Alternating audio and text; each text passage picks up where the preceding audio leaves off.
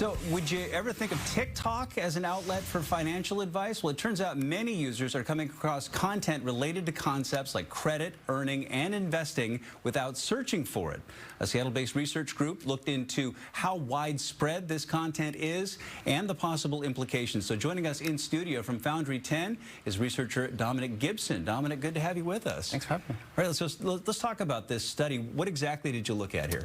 So we surveyed 400 young adults, 18 to 22-year-olds across the nation, and also just over 50 financial experts about the quality of financial advice on TikTok. And what did you find exactly? So we found that there was a range in both how the experts and how the young adults rated the advice on TikTok, ranging from some good advice to advice that the experts thought was not so good. Yeah, and we also asked them about how they use TikTok, who had seen TikTok videos before. So we found that only about half of students of 18 to 22-year-olds had taken a financial education course, but 2/3 had seen a TikTok video with financial advice in it before. Okay, so you talked a bit about how many participants came across this advice without searching for it. I think that's pretty interesting. Who's creating this content?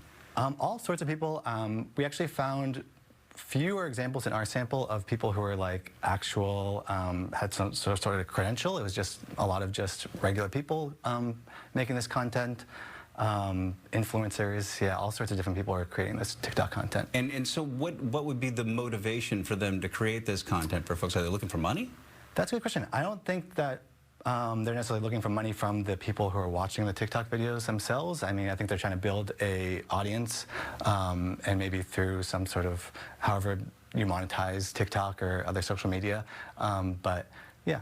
So what are the bigger implications of content like this? It just pops up on your feed, and all of a sudden you're reading something you didn't even realize you were looking for. I mean, I think in some sense it could be a positive thing in that, you know, personal finance can be difficult for people to talk about, and I think that it appeals to young people to hear some authentic stories about how people are managing their budgets and that sort of thing. On the other hand, there's also a lot of investing advice. I think most of the videos we found, or the biggest proportion of videos we found, were on investing, and not always the maybe the safest investing advice. And so yeah, there's a range of types of advice. And for a lot of people that are scrolling through TikTok, they probably don't have, you know, a great background in financial education, right? Yeah, I mean, like I said, about half the people in our sample had some sort of financial education course, but we also saw a lot of agreement between how the young adults rated the quality of the financial advice and how the experts rated that. So they seem to have some sense of what type of advice might be better advice and what advice they should be careful of when they're... How seriously are users taking these pop-ups on their TikTok feeds? That's a good question. I'm not sure. We haven't looked at like how they're actually putting this into action or to what extent they are.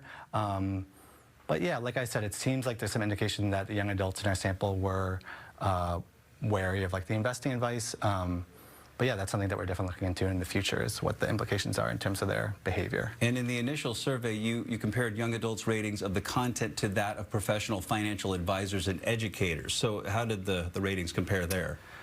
Yeah, so like the types of advice that the experts rated as lower, like the investing advice, the young adults also rated as lower. So that was encouraging, and we saw that overall there was a correlation between how the experts rated the advice and how the young adults rated the advice.